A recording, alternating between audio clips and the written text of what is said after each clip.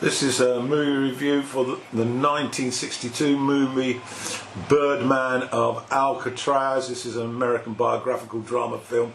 It's directed by John Frankenheimer, and let's go through the cast. Let's just make a note of the production. Harold Hetch, Stuart Miller and Guy Prosper responsible for production, and it was written by Thomas Gaddis and Guy Tropper, music by Elmer Bernstein, and finally to the cast. In the lead role, Burt Lancaster as Robert Stroud. Carl Malden plays the warden Harvey Shoemaker. Thelma Ritter plays Elizabeth McCartney Stroud, Robert's mother. Neville Brand plays Bull Ranson. And Betty Field plays Stella Johnson, who becomes a loyal friend to Stroud whilst he's incarcerated. Fellow inmate Feto Gomez is played by Telly Savalas. The preacher that we see at the beginning and end of the film, Edmund O'Brien, plays that role, Thomas Gaddis. And there are a few other minor roles.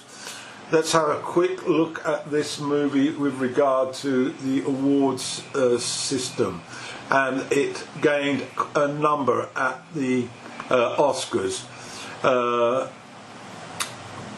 Best Actor nomination in a leading role for Burt Lancaster. In fact, they were all nominations. Supporting Actor, Best nomination for Telly Savalas. And Best Supporting Actress for Thelma Ritter, and it also got a nomination for Best Cinematography. So, this movie then, Birdman from Alcatraz, it's largely a fictionalised version of the life of Robert Stroud, although many were led to believe that it's almost a blow-by-blow account. There certainly are elements of truth within it, but it has been dramatised for the screen. And much of the movie is centred on what happened in Leavenworth Prison, and a brief summary of how we got there. As a young man, Stroud was convicted of a murder in Alaska, and once arriving in his first penitentiary, he had a reputation of being a very rebellious inmate, fighting against the rigid prison system. And when being transferred to Leavenworth on a very, very dark and rainy night, he broke a window in the train to improve the breathing for the overcrowded conditions, and he received punishment for that from the warden upon arrival. And the conflict with Harvey Shoemaker, played by Carl Malden, continued really right from the off. Although it has to be said that Stroud displayed early on images of a man who was deeply religious, who loved his mother considerably, but had a very quick temper with those around him, members of staff, fellow inmates. One early incident, one fellow inmate started to look at a picture of his mother and made some sort of soft, sort of small talk in a comedic way, and he went completely wild and had to be restrained after giving this fellow inmate a real beating. What provoked more than just a beating was he was looking forward to a visit by his mother, brilliantly played by Ritter, by the way, but because of this altercation, the visit was delayed a week, and once Stroud became aware of this, he became so outraged with the guard. His plea for the guard to show some humanity and overturn the discipline of his behaviour went unheard of, and he got so agitated with the guard, he ended up murdering him, and as a result of that was sentenced to death. At that point, Mother instigated a campaign amidst the community, and eventually got the president involved, and President Wilson eventually successfully commuted the sentence to life in solitary confinement, known by prisoners as deep lock. Now we then get a blow-by-blow account of what the actual meaning of solitary is, and it's quite insightful actually as to going through the actual list of do's and don'ts, haves and don't have. For example, once a month a haircut, listening to your heart constantly, and meals delivered through a hatch, and so on. Exercise restricted on your own. It's quite illuminating, and it really does shake you as to the extent of the loneliness and the punishment. Anyway, the film then takes a different direction when Stroud, on exercise in the pouring rain one night, spots a nest with a fledgling sparrow in it, and takes the bird into the cell, and this completely changes the whole tone of the movie. He, from being an antagonistic, aggressive, very ill-mannered, and basically a hater of men, then turns into this gentle, loving, caring man as he tries to save the life of this bird. This bird is only a matter of days old and has to be fed with extreme care, water of course, and some sustenance. He calls the bird Rocky, and we see his ability to nurse the bird back to health that's sufficient for him to actually fly away. But the bird doesn't want to leave. The movie then shifts to the relationship between Stroud and his birds, and initially the warden takes little notice of this, and there's a passive acceptance as is seen. Then the warden is posted to a new state-of-the-art prison called Alcatraz, and another warden is set to run Leavenworth prison, and this warden is rather acutely impressed by Stroud's work with birds, and he's developed some talents with the bird, such that his bird can pull a paper car and open a cage door. This catches the warden's eye, and he agrees that birds can be kept. And then what happens is there's an absolute glut of birds for most of the inmates as a result of the door being opened, and it's a very, very moving part really within the movie. Stroud develops a more compassionate relationship with the guard as he needs materials, for example a bottle to help with the drinking for the bird, and then he wants to make a box, but there is one very poignant scene when the guard is rather put off by Stroud's manner, in which he sort of is dictating what he wants, and the guard points out that a thank you wouldn't go amiss, and it hits Stroud, and he realises that his manner is not becoming of a friendship, and so we see a change, a shift in Stroud's behaviour, particularly to the guard. And let's be honest, the guards are in solitary confinement as well as the prisoners. Particularly of note is Savalas, who was nominated for a supporting actress Oscar, supporting actor Oscar, sorry, and he gets a bird, calls it Jack, and gets very upset that his bird isn't singing. And he then asks Stroud to take care of his bird, and we have a sort of 1 year period where Stroud agrees to look after the bird, and then miraculously this bird, which we then find out is a female, lays an egg.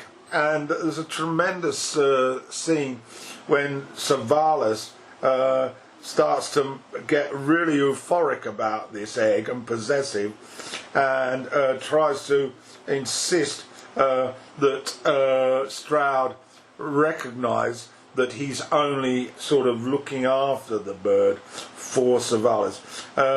It's great to see how these brutal, psychotic individuals, alleged anyway, have become sort of like nurturing parents to these birds, and we then witness a tremendous sight when a hatchling emerges from one of the eggs, and it's absolutely fantastic. And one of the strong points about this film, slowly the number of birds in Stroud's cell snowball to an aviary, and then regrettably a virus starts to tear the population apart, the bird population that is. We then witness a period where Stroud goes to all lengths to try and find and understand and explain why these birds are all dying from this bird flu. Scientific journals, books, you name it, and he starts to experiment with certain chemicals in an efforts to try and find a cure to combat this disease. And of course this death is occurring outside the prison as well, in the community. And then amazingly he finds an antidote, and his work is published in a journal, a canary journal, as a sort of response to bird flu. And this then comes to the attention of one woman, Stella Johnson, a lover of birds, and she makes great efforts to get to the prison to meet Stroud, and she has a business proposition. She will supply the cash and he will supply the knowledge, and then they can launch this sort of vaccine stroke cure for the bird flu on the population, so that people who love having birds as pets will be able to cure their loved ones' ailments. The movie also dabbles in politics to an extent. Being a prison, of course, there are regulations, and it brings out political views on incarceration, the benefits of it against the recidivism, etc. And the fact that now Stroud has all these birds provokes a response, and federal prisons introduce a new regulation forbidding pets in prison, and this scuppers initially the idea of Stroud and his business partner developing a business with him inside prison. However, Stroud is a cunning so-and-so now. He's also a brilliant mind, and he initially engages his mother and then later Betty to get together a publicity campaign to try to get the public aware of the opportunities of dealing with the bird flu problem, and the fact that the prison authorities are now trying to scupper that idea with their rigid policy. Initially it doesn't do that well, and then Stroud has this amazing idea that if he were to marry Betty, that would hit the front pages, and it would bring to the notice of huge numbers of the public, particularly those who are pet lovers, of what's going on. And that's exactly what happened. And so the Federal Prison Committee sort of backed off somewhat, and so their project continued. And but the backdrop of that was, however, wasn't particularly looked at very positively by Stroud's mother. And so then we get a conflict emerging between the two females, and the mother becomes quite vindictive and eventually throws down an emotional blackmail gauntlet to Stroud, me or her. And she then basically turns to the newspapers to cast a deep shadow over her son. But this is only a sort of subplot, and the relationship that really mattered to him now moved beyond his mother, his wife and business partner, and also the relationships within the prison. The relationship he now has with his guards, his jailers, is almost like best friends rather than jailer and jailed. And it has to be said that Lancaster has this ability to draw you into his world. He has a magnetism of emotions in this movie, and towards the latter end you can see his mind is as sharp as a needle. It really is. And he soon then starts to receive a microscope and develops his scientific knowledge, which spreads the opportunity for doing good to other species, chickens for example.